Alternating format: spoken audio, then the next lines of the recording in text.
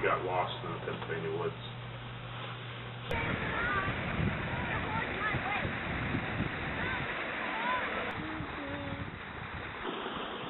It was just an adventure. Nothing in particular. Just an adventure. It's been known up in these parts to have some bears that you just can't kill with a gun. There was my best friend, Francis, another friend, Brody, and John.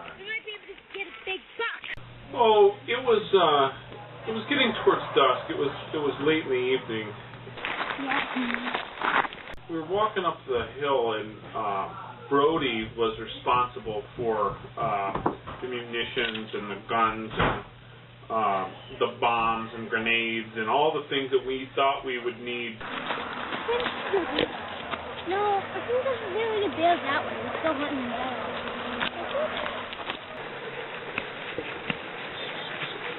Picking the biggest guy in the group to be responsible for these things, we chose Brody. Give us the guns. What? You didn't bring the guns? Just Brody, I think, was scared. Well, probably everybody was scared, but he seemed to be the most scared. What are we going to do now? Instead of bringing the GMC, he brought the Scout. And so inevitably all the stuff was packed away in the GMC, and we had the Scout.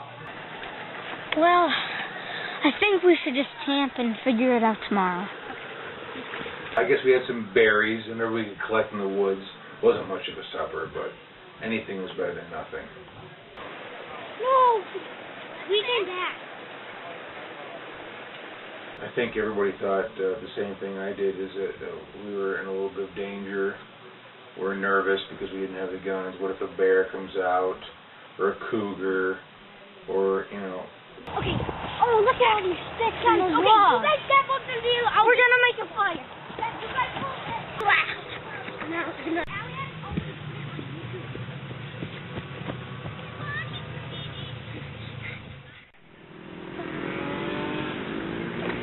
What was that? It was still dark. It was, towards morning, by this ruckus outside, which we realized was a bear. I remember hearing the bears, and that was when the fear really set in. There were bears all over. No, we could hear. Excuse me. Where's that going?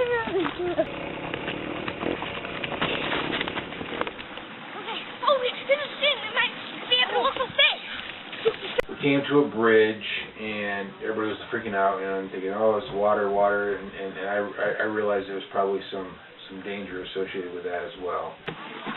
What are we gonna do? Stall the witness.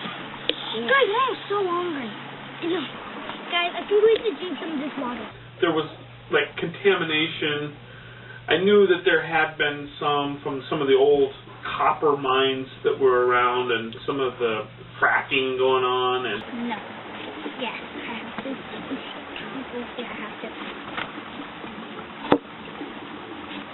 John and Brody were insistent on jumping in, having fun, swimming and splashing around, so they did.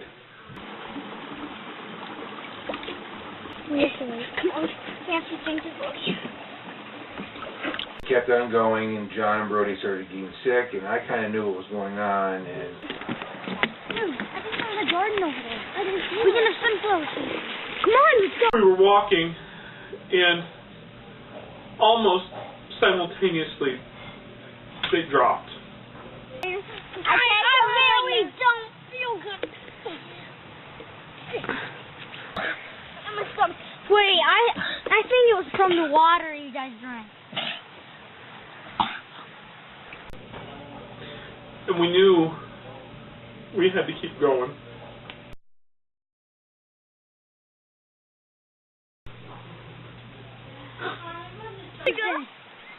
They're dead. John, Rudy. And I got a little emotional at the time because they were friends of ours, but Francis was scared, and I was the only one that was really capable of getting us through this horrible ordeal. So I had to keep it together and make sure that Francis was focused enough to get through this horrendous situation. Yeah, we did the best that we could to put them in their final resting place.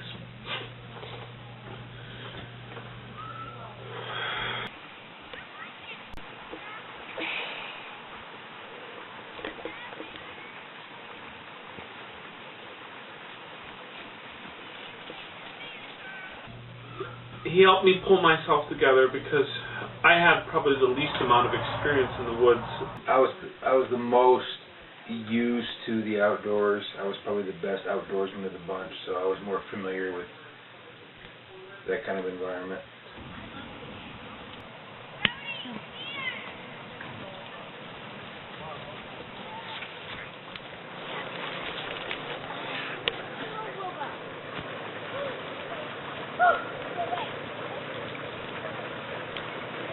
Well, we're walking around aimlessly. We both thought we were so lost. We've been walking forever, and I didn't know whereabouts we were. And we saw this smoke off in the distance, and of course we went to it. We didn't know what it was. He told me about the smoke that he saw, and I just trusted him and went with it.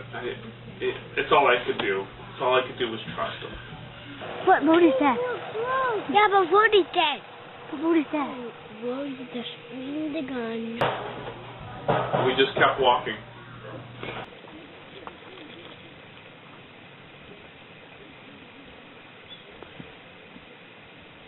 And as we got closer, we realized we were pretty much back to where we had started our adventure. Hallelujah. We're home. We're home. Tremendous relief that we were home. I mean, Francis was ecstatic, but deep down I was still very upset because I knew that we had lost two of our friends along the way. It was unnecessary for that to happen, but nonetheless it was a happy ending. Going through such a hard time does bind you in ways that you can't really explain. We don't talk all the time, but when we do, it's as if, you know, we just pick up where we were the last time, and as if we haven't missed a day. So yeah, we're pretty tight. Yes, I'm still very, very close with Francis. He's one of my best friends. Let me just finish my salsa. Oh yeah.